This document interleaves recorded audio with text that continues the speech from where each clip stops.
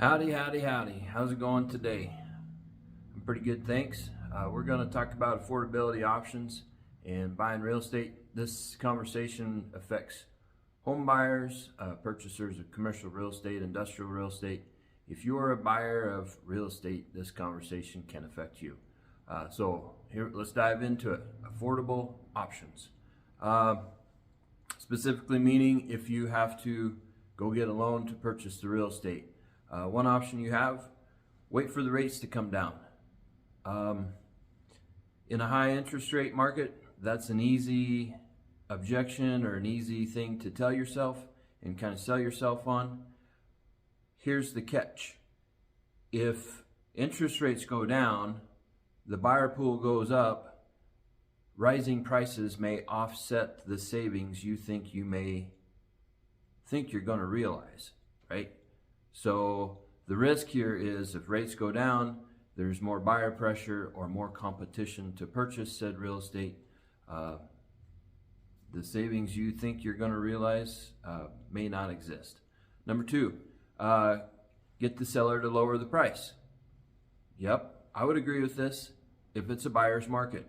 I've worked several buyer's markets, and yes, this works. In a seller's market, don't bank on it. Sellers have the momentum in the seller's market. So if we're in a high interest or higher interest rate market and we see a shortage of properties for sale, the likelihood of the seller negotiating down the price is very slim. So an option in certain markets, yes, not all markets. Number three, acquire the home or the property at today's prices, refinance later when the rates go down. Very important. The shorter hack on this, what it's called, buy the house, rent the rate. Buy the property, rent the rate. The importance of this is if you need or want that piece of property, or get yourself into that situation right now, and it's a long-term thing that's going to positively affect your life, you can refinance later. But if you can afford that now, if you can afford to buy at today's market value, and you can afford the loan with quoted interest rate from the lender, get it. The importance of that is at least you are fixed on that payment for the term of the contract you sign with the lender, right?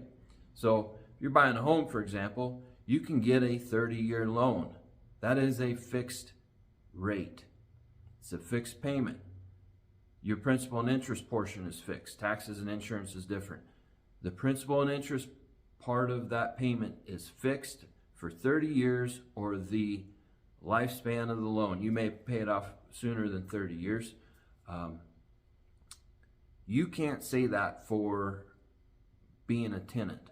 If you're renting a property, you don't know 2 years from now what your payment's going to be. But if you get the loan and you can afford that today, you know what your payment's going to be 3 years from now. You know it's going to be from 10 years from now.